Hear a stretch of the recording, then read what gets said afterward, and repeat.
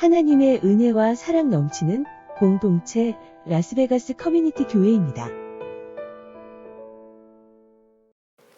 네, 보통 신앙 생활을 하게 되면은 많이 사용하거나 이제 듣게 되는 그런 신앙의 용어들이 있습니다. 한번 여러분들이 많이 사용하거나 또 듣게 되는 그 신앙의 용어들에 대해서 한번 생각해 보길 바라는데요. 어떤 용어들, 어떤 단어들이 있죠? 보통 보면은 복음, 구원, 은혜, 이런 단어들 여러분들 많이 들어보셨죠. 그리고 사랑, 순종, 그리고 찬양, 경배, 경외, 그리고 또 거룩, 이런 단어들을 많이 들어보셨을 것입니다.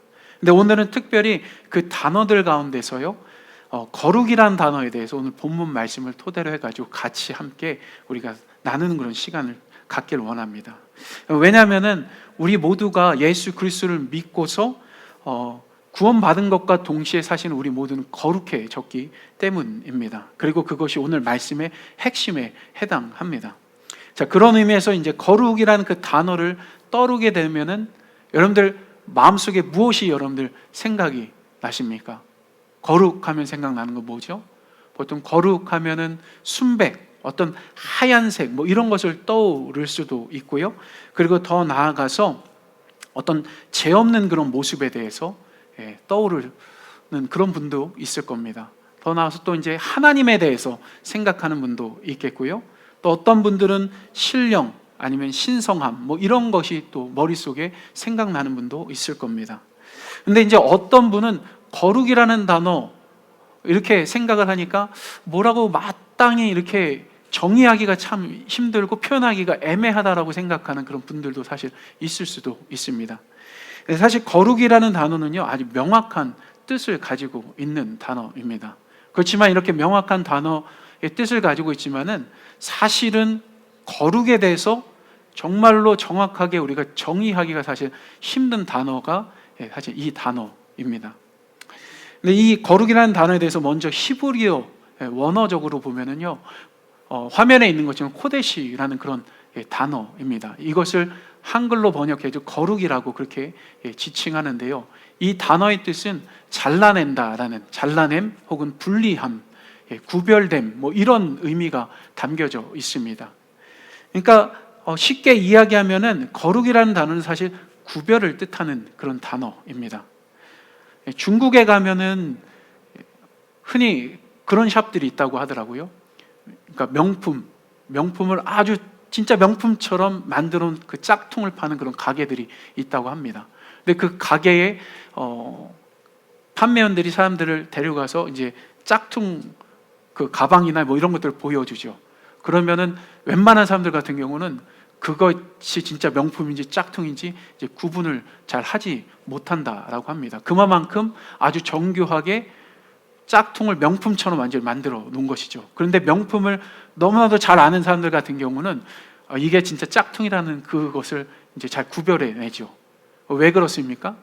그러니까 명품과 짝퉁을 둘 다 앞에 놓고 비교해 봤을 때 정말로 똑같이 보여도 그것을 제대로 아는 사람은 거기에 대한 차이점이 있다는 것을 알아냅니다. 그러니까 짝퉁이 명품을 흉내낼 수 없는 명품만의 아주 고유한 특징이 있는 것이죠. 바로 그런 것을 보고서 이것이 명품이고 또 짝퉁인지를 이제 구별해내는 것이죠.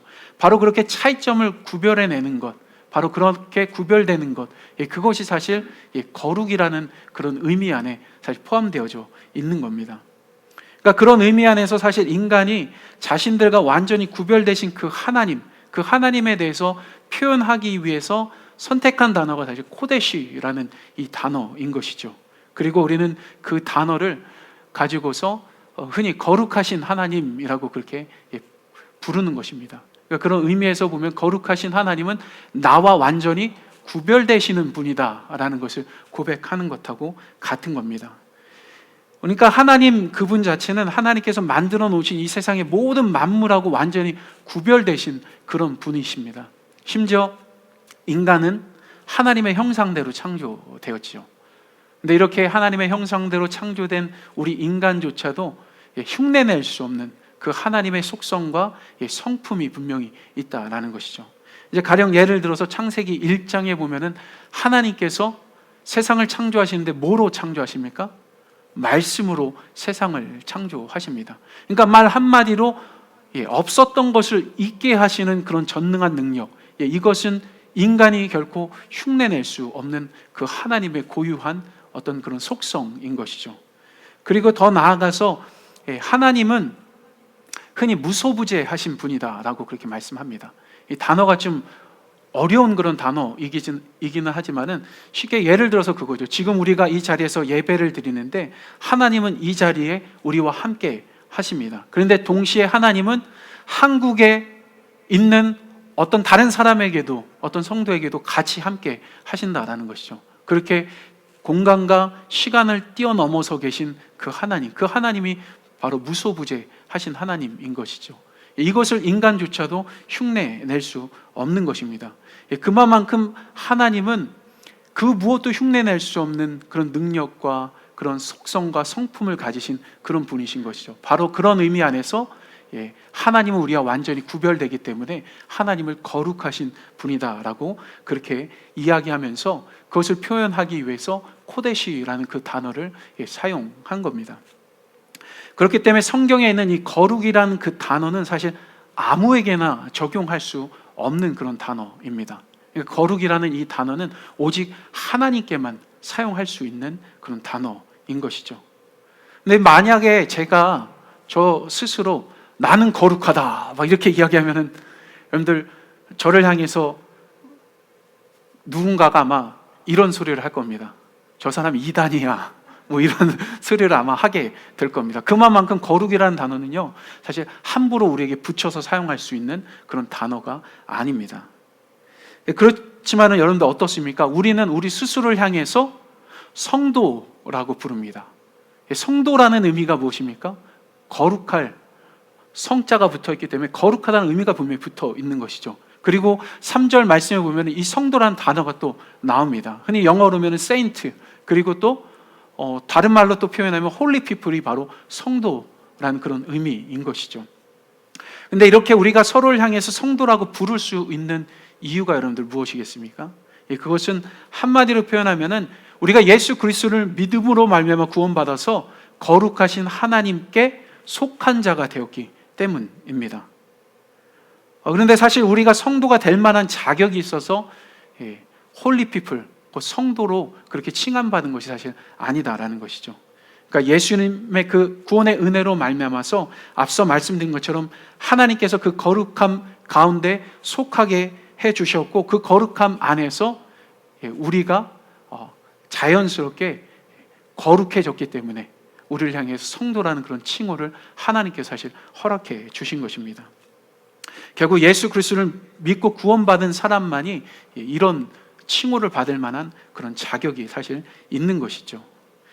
사실 예수를 믿기 전에 우리 자신을 한번 되돌아보면은요, 예수를 믿기 전에 우리는 어떻게 보면은 불도 없고 기름도 없는 그냥 심지만 있었던 그런 등잔하고도 같은 그런 상태였습니다. 그런데 우리를 향해서 빛 대신 그 예수님께서 오셔서 그 꺼져 있던 심지에 불을 붙여 주셨을 뿐만 아니라 영원히 타오르도록 성령의 기름 부으심을 우리들 가운데 허락해 주신 것이죠. 그것으로 인해서 지금 우리 모두는 이제 꺼져 있는 심지를 가진 등잔이 아니라 이제 불을 가지고 있는 그런 빛의 자녀로서의 그런 등불로 그렇게 지금 살아가고 있는 것입니다. 중요한 것은 이렇게 예수 그리스도를 믿고 또 구원받아서 그 거룩한 빛을 갖게 됐는데 그 거룩한 빛 그 자체는 그냥 일시적인 것이 아니다라는 것이죠. 그냥 바람이 불면은 꺼지거나 뭐 그런 불이 결코 아니다라는 것입니다. 그러니까 예수 그리스도를 통해서 우리 안에 타오르고 있는 이 거룩한 그 빛은 그 무엇으로도 끌 수 없고 영원히 타오르는 그런 불이고 또한 빛이다라는 겁니다. 그러니까 결국 우리 안에 있는 그 거룩함은 사실 영원히 지속되는 것하고도 같은 겁니다. 그리고 더 나아가서 우리 모두가 영원토록 거룩함이라는 그 빛을 품은 자녀로서 또 살아가는 그런 삶을 예수 그리스도를 믿고서 시작하게 된 것이죠. 그러다 보니까 어떻습니까? 그러니까 그런 거죠. 그 거룩하신 하나님 안에 속한 자로 이제 우리가 살게 됐기 때문에 이 거룩이라는 그 단어는 우리들 삶 속에서 사실 항상 따라다니는 그런 단어이기도 합니다. 그런 이유 때문에 또 우리 모두는 서로를 향해서 성도라고 또 부르고 있는 것이죠. 특히 베드로전서 1장 15절과 16절에 보면은 이제 베드로가 레위기 11장 45절 말씀을 인용하면서 이런 말씀을 합니다. 오직 너희를 부르신 거룩한 자처럼 너희도 모든 행실에 거룩한 자가 되라. 기록하였으되 내가 거룩하니 너희도 거룩할지어다. 이 말씀을 합니다. 사실 우리는 이 말씀을 통해서 지금 우리 모두가 거룩하게 된 것과 동시에 거룩하게 살아야 할 그 이유를 이 말씀 속에서 우리는 발견해야 합니다. 우선 첫 번째로 우리를 구원하시고 또한 우리를 자녀로 삼으신 그 하나님이 거룩하기 때문에 앞서 말씀드린 것처럼 우리 모두는 거룩한 겁니다. 특히 그렇게 우리를 하나님의 자녀로 삼아주셨다라는 것은 바로 하나님께서 자신이 가지신 그 거룩함의 그 옷으로 우리를 입혀 주신 것이죠. 덮어 주신 것하고도 같은 겁니다. 그렇기 때문에 결국 모든 성도는 다 거룩함 가운데서 거룩함을 지닌 자로 살아가는 겁니다. 그리고 두 번째로 우리가 거룩하신 하나님께 속했기 때문에 우리의 삶은 사실 자연스럽게 거룩한 삶이 되어져야 합니다. 그렇습니다. 우리가 살아가는 삶은 더 이상 세상 방식을 따라 사는 그런 삶이 아니어야 하는 것이죠. 왜냐하면 하나님께 속했기 때문입니다. 그래서 우리는 세상 방식이 아니라 하나님의 방식, 그러니까 하나님의 말씀을 따라서 우리는 우리의 삶을 살아가야 합니다. 그것이 성도가 마땅히 살아야 할 그런 삶의 모습인 것이죠. 바로 이런 면에서 오늘 말씀은 거룩한 사람, 그러니까 성도로서 어떻게 살아가야 하는지, 그리고 왜 그렇게 거룩하게 살아가야 하는지에 대한 그 이유를 사실 잘 보여줍니다. 그 중에 먼저 오늘 말씀을 통해서 우리가 어떻게 거룩하게 살아가야 하는지에 대해서 살펴보면은 바로 이런 겁니다. 그것이 뭐냐면은 그렇게 거룩한 삶을 우리가 살아가기 위해서 우리가 해야 하는 그런 삶의 방법은 다른 것이 아니라 우리들 삶 속에서 불필요한 것, 하나님 앞에서 하나님이 원치 않는 것들을 과감하게 찾아내서 그것을 잘라내버리는 그런 삶을 사실 살아가야 합니다. 그렇게 살아가게 되면 거룩한 삶을 살아갈 수 있게 되는 것이죠. 특히 우리의 삶 주변을 우리가 잘 돌아보게 되면 하나님의 자녀로서 우리하고는 전혀 어울리지 않는 그런 삶의 모습들과 그런 행동들, 어떤 그런 특징들이 사실 있습니다. 그 대표적인 것들을 또 오늘 말씀에서 우리가 찾아보면 3절에 보면 음행과 온갖 더러운 것, 이런 것들이 해당될 거고요. 그리고 4절에는 다른 사람에게 상처 주는 그런 잘못된 언어 생활들, 그리고 5절에는 우리가 말하는 것처럼 음행이나 더러운 것이나 어떤 욕심이나 그 외에 또 우상 숭배하는 것, 이런 것들이 그 안에 또 포함되겠죠. 그리고 6절에는 다른 사람에게 속지 말라라는 그런 말씀, 흔히 그렇게 말씀하는데 다른 사람을 속이고 또 속는 것, 이런 것들도 우리 삶 속에서 잘라내버려야 될 것 가운데 하나인 것이죠. 이 모든 것이 사실 우리가 홀리 피플, 성도로서 온전히 살아가기 위해서 잘라내버려야 될 그런 삶의 모습인 것입니다. 근데 사실 이것뿐만이겠습니까? 이 외에도 상당히 많이 있겠죠. 그러니까 지난번에 우리가 말씀 나눴을 때 에베소서 이제 4장 25절 32절까지 말씀 우리가 본 적이 있는데 그 말씀에도 보면은 성도의 삶 속에서 어울리지 않는 그런 삶의 모습들에 대한 것들이 기록되어져 있습니다. 바로 이렇게 거룩함과 동떨어진 그런 삶의 모습들이 있습니다. 그런 것들을 찾아서 잘라내버리는 삶의 그런 모습들, 그런 것들이 우리들 가운데 있어야 거룩한 삶을 살아갈 수 있게 되는 것이죠. 근데 이렇게 과감하게 잘라내버리기에 있어서 사실 필요한 것이 또 있는데요. 그게 뭐냐면은 바로 무엇이 거룩한지 아닌지를 정확하게 정하는 기준이 사실 필요합니다. 사실 이전에도 여러 차례 말씀드린 적이 있는데 그 기준은 사실 우리가 아닙니다. 그럼 그 기준은 무엇입니까? 바로 하나님인 것이죠. 이것에 대해서 말씀드리기 전에 여러분 혹시 그리스도인과 비그리스도인의 차이점이 무엇인지 여러분들 아십니까? 그냥 아주 단순하게 생각하면 그거죠. 예수님을 믿느냐 안 믿느냐의 차이겠죠. 그리고 좀 더 디테일하게 생각하면은 그리스도인은 그렇게 예수님을 믿고 또 더 나아가서 예수님을 따르는 사람이 그리스도인이고요. 비그리스도인은 예수님을 믿지도 않을 뿐더러 예수님을 따르지 않는 사람이 비그리스도인인 것이죠. 그렇지만 이렇게 비그리스도인이 예수님을 믿지 않지만은 그들도 나름대로 무엇이 선하고 무엇이 악한지를 기준을 잡고 살아간다라는 겁니다. 그리고 그들이 말하는 선과 악에 대해서 그리스도인인 우리조차도 동의하는 것들이 사실 있습니다. 근데 중요한 것은 뭐냐면은 비그리스도인들이 말하는 선하다는 것, 그리고 악하다는 것, 그런 것들 가운데 우리가 동의하는 것들이 있지만은 분명히 그리스도인이 말하는 선과 악, 그것과 비그리스도인들이 말하는 선과 악의 차이점은 분명히 있다라는 겁니다. 그게 뭐냐면은 비그리스도인들이 말하는 선과 악의 기준점은 인간 자체인 겁니다. 그러니까 나 자신을 중심으로 해가지고 선과 악을 판단할 때가 사실 많이 있습니다. 그러다 보니까 그러니까 선과 악에 대해서 사람의 생각이 바뀌면은 옛날에 악하다라고 이야기했던 것이 때로는 선하다라고 그렇게 이야기 되어질 때가 있습니다. 더 나아가서 뭐가 악한지 무엇이 선한지 아주 두리뭉실해지는 그런 일들도 벌어지게 되죠. 실제로 우리들 삶을 돌아보면 그런 일들이 사실 있습니다. 뭐라고 정확하게 여러분들에게 말씀드리지 않아도 그 예들에 대해서 여러분들 아마 다 알고 계실 것입니다. 하지만 분명히 말씀드리고 싶은 것은 그리스도인이 구분해야 하는 그 선과 악의 기준점은 비그리스도인이 구분한 그 선과 악의 기준점하고 완전히 다르다는 것이죠. 인간이 아니라 바로 하나님이다라는 겁니다. 그래서 그리스도인에게 있어서 하나님을 중심으로 해서 이것이 선한지 이것이 악한지를 우리는 판단해야 합니다. 특히 그리스도인은 주인을 바꾼 사람이죠. 그러니까 예수를 믿기 전에는 자기 자신을 삶의 주인으로 그렇게 모시면서 살았지만은 예수 그리스도를 믿음으로 말미암아서 하나님을 삶의 주인으로 바꾸며 그렇게 살아가고 있는 사람이 바로 그리스도인 것입니다. 바로 그런 의미 안에서 보면은 주인을 바꿨기 때문에 누구 말을 들어야 합니까? 바로 우리의 주인 되신 하나님의 말씀을 들어야 하는 것입니다. 바로 그것이 우리가 살아감에 있어서 아주 중요한 삶의 기준점이 되어지는 것입니다. 바로 그 기준을 두고 살아가게 될 때 정말로 성도, 진짜 홀리 피플로서 살아갈 수 있게 되는 것이죠. 그래서 그것에 대해서 이제 8절에서 10절에 보면은 너희가 전에는 어둠이더니 이제는 주 안에서 빛이라, 빛의 자녀들처럼 행하라. 빛의 열매는 모든 착함과 의로움과 진실함에 있느니라.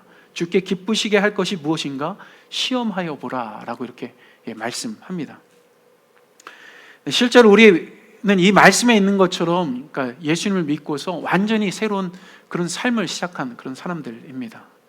바로 어둠에서 이제 빛의 자녀로 그렇게 새로운 삶을 시작하게 된 것이죠. 그저 그냥 단순히 새로운 인생을 시작한 것이 아니라 그러니까 새로운 삶의 기준을 사실 갖고서 그렇게 살아가는 삶을 시작하게 된 겁니다. 근데 이렇게 새로운 삶을 시작한 우리를 향해서 이제 10절 말씀에 보면 이런 말씀이 있습니다. 주께서 기쁘시게 할 것이 무엇인가 시험하여 보라. 이 말씀은 사실은 하나님께서 기뻐하실 만한 일을 가려내라 라는 그런 말씀의 뜻입니다. 그럼 여러분들에게 한 가지 묻고 싶은 게 있는데요. 여러분들 과연 하나님을 기쁘시게 할 만한 것이 무엇이겠습니까? 그리고 무엇으로 그렇게 하나님을 또 기쁘시게 해드릴 수 있겠습니까? 그리고 어떤 기준을 가지고서 하나님을 기쁘시게 할 수 있고 그 기준을 정하시는 분은 또 누구입니까? 우리 자신입니까? 아니면 하나님입니까? 당연히 하나님인 것입니다. 그러니까 예전에 어떤 한 그 TV의 어떤 내용, 짤막한 그 내용을 페이스북 동영상에 있는 것을 한번 본 적이 있는데요. 그 내용이 뭐였냐면은 30년 동안 한 남자를 지극정성으로 보살폈던 아내가, 그러니까 그 남편이 사실은 말더듬이었다가 말도 제대로 잘 못하는 그런 사람이었습니다. 근데 어떻게 보면은 이 아내가 평강공주처럼 그의 인생을 산 거죠. 그러니까 바보 온다를 완전히 장군으로 만든 그런 인생을 산 겁니다.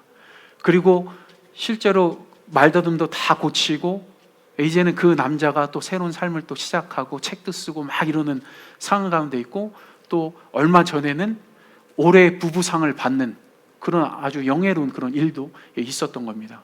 근데 그 두 사람의 한 TV 프로그램에 나와서 여자가 아주 폭탄 선언을 합니다. 아내가 우리 이혼합시다 라는 것이죠. 30년 동안 그렇게 지극정성으로 돌보고서 이혼하자는 말에 그 남자가 엄청나게 놀란 것이죠. 근데 그 이유에 대해서 이렇게 쭉 보니까 다른 게 아니라 이 남자는, 아내는 남자를 위해서 정말 남자에게 필요한 것, 원하는 것, 남자를 기준으로 해서 지극정성으로 돌봤는데, 이 남자는 아내가 원하는 것 이런 거는 안중이었고 그냥 자기가 원하는 것만, 아내가 그냥 자기한테 필요하기 때문에 이혼해서는 안 되고, 자기가 새로운 그런 삶을 지금 다시 시작하는데 아내가 또 그 삶을 살아가는데 자기를 뒷받침해 줘야 되기 때문에 이혼하면 안 되는 겁니다. 계속 그런 말만 하는 것이죠. 그러니까 아내는 남편을 기준으로 해서 인생을 샀다고 한다면 남편은 평생을 자기 기준으로 해서 삶을 산 겁니다. 그러다 보니까 서로 만족을 주지 못하고 서로가 정말 사랑한다는 그런 느낌을 제대로 받지 못한 것이죠. 바로 그런 것처럼 우리가 하나님 앞에 그 거룩함 안에 속해서 하나님을 주인으로 모시면서 살아가면서 또 하나님의 사랑을 받은 자로서 또 하나님을 사랑해야 하는 자로서 살아갈 때에 우리가 하나님을 기쁘시게 해야 될 그 일은 우리 기준으로 판단해서는 사실 안 되는 것입니다. 바로 하나님이 나를 통해서 기뻐하실 만한 일이 무엇인가, 그것을 찾아야 하는 것이죠. 그것이 어디에 있습니까? 바로 하나님의 말씀 가운데 있는 것입니다. 그리고 그것을 알기 위해서 우리가 해야 하는 일은 끊임없이 하나님 앞에 묻는 것이 필요한 것입니다. 솔직히 우리의 기도를 한번 냉정하게 되돌아봤으면 합니다. 우리의 기도는 하나님, 내게 이게 필요해요. 이거 해주세요. 하나님, 저는 이게 약해요. 이런 면에서 저를 강하게 해주세요. 그렇게 기도하지 않습니까? 근데 여러분들, 우리가 기도하면서 하나님, 내가 하나님을 위해서 무엇을 해드릴까요? 그렇게 기도해 보신 적 있으십니까? 우리의 삶이 그렇게 하나님 앞에 하나님을 기쁘시게 해드리기 위해서 묻고 나아가는 그런 삶을 살아가게 될 때 진짜 하나님 앞에서 거룩한 삶을 살아갈 수 있고 더 나아가서 하나님을 기쁘시게 하는 그런 삶을 살 수 있게 되는 것입니다. 근데 사실 우리 모두가 이렇게 거룩하신 하나님을 우리의 삶의 기준으로 삼고서 그 거룩함을 또 추구해야 되는 그 이유가 또 있습니다. 그것은 바로 거룩함 그 자체가 우리가 살아가는 이 어두운 세상을 밝힐 수 있는, 변화시킬 수 있는 사실 능력이기 때문입니다. 이것과 관련해가지고 오늘 본문 11절에 보면은요, 너희는 열매 없는 어둠의 일에 참여하지 말고 도리어 책망하라 라고 이렇게 말씀합니다. 그러니까 이 말씀은 우리가 살아가고 있는 이 어두운 세상을 그 거룩함으로 밝히 비추면서 그 어둠 속에 살아가고 있는 그 사람들이 정말 그 거룩함 가운데서, 하나님이 우리에게 주신 그 거룩함 가운데서 자기 스스로를 반성하고 부끄러워하며 하나님 앞에 나올 수 있도록 이끌라는 그런 말씀하고도 같은 겁니다. 그렇게 살아가는 것, 그것이 사실 성도로서의 삶인 것이죠. 그렇습니다. 우리는 분명히 빛의 자녀들입니다. 특히 빛은 어둠과 완전히 구별되는 특징을 가지고 있습니다. 그러니까 빛과 어둠을 둘을 두고서 거룩함을 이야기한다면 빛 그 자체가 거룩한 것이죠. 바로 그러한 특징 가운데서 중요한 것은 어둠은 절대 빛을 이기지 못한다라는 겁니다. 분명히 빛은 어두운 곳을 밝히는 능력을 가지고 있습니다. 그리고 빛이 어둠을 비출 때마다 어떤 일이 일어나면은 그 어둠 속에 숨겨져 있는 것들이 환하게 드러나게 되는 것이죠. 그래서 13절에 그러나 책망을 받는 모든 것이 빛으로 나타나나니 나타나지는 것마다 빛이니라 라고 말씀합니다. 나타나지는 것마다 빛이니라. 이 말씀은 사실은 우리가 이 어두운 세상을 비추면서 어둠 세상 속에 속해 있는 것들 빛 가운데 드러나게 할 뿐만 아니라 무엇을 의미하냐면은 빛 가운데 거하는, 빛의 세계 속에 거하게끔 하는 그런 일을 하라라는 것하고도 같은 겁니다. 성도는 이런 빛의 능력을 사실 가지고 있는 사람들입니다. 이미 앞서 말씀드린 것처럼 우리 모두는 예수 그리스도를 믿기 전에 그냥 불 꺼진 심지만 가지고 있었던 등잔과도 같은 그런 존재였습니다. 하지만 예수님께서 우리들 가운데 찾아오셔서 그 꺼져 있는 심지에 불을 비춰 주셨고 영원히 타오르도록 성령 하나님 우리들 가운데 부어 주심으로 말미암아 우리는 더 이상 꺼져 있는 그런 심지를 가지고 있는 등잔이 아니라 영원히 타오르는 그런 등불로서 이 세상의 빛으로서 사실 살아가고 있는 것입니다. 근데 등불의 기능은 어둠을 비추는 것입니다. 그리고 어둠 속에 깊이 감춰져 있는 것들을 드러나게 하는 일, 그것이 우리가 해야 하는 그런 일인 것이죠. 더 나아가서 그 어둠 속에 감춰져 있었던 것들이 빛에 드러나게 됐을 때 계속해서 그것들이 빛 가운데 드러나 있을 수 있도록 그들을 도와주고 섬기고 비춰주는 그런 일을 해야 되는 게 바로 우리의 역할이다라는 것입니다. 이것이 바로 하나님께서 우리를 거룩한 사람, 성도로 부르신 이유이며 우리가 가지고 있는 하나의 사명인 것입니다. 네, 말로만 성도가 아니라 정말로 거룩한 사람으로서 이 어두운 세상에 복음의 빛을 비추면서 살아가야 하는 삶이 우리의 가운데 주어졌고 또 시작되어진 것입니다.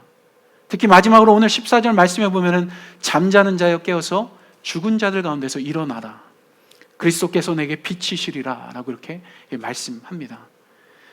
네, 우리는 사실 빛을 스스로 내뿜을 수 없는 그런 존재입니다. 어떻게 보면은 빛을 투영하고 반사하는 존재인 것이죠. 그 빛은 누구입니까? 바로 예수 그리스도인 것입니다. 우리를 향해 빛을 비치시는 그 예수 그리스도를 반사해서 또 세상을 향해서 내비쳐야 될 존재가 바로 우리들인 것입니다. 바로 그렇게 함으로 인해서 어둠 속에 잠자고 있는 이 영혼들을 깨어야 하는 것입니다. 그 일을 위해서 먼저 예수님께서 잠자고 있었던, 어둠 속에 잠자고 있었던 우리를 비춰주심으로 말미암아 깨어주셨습니다.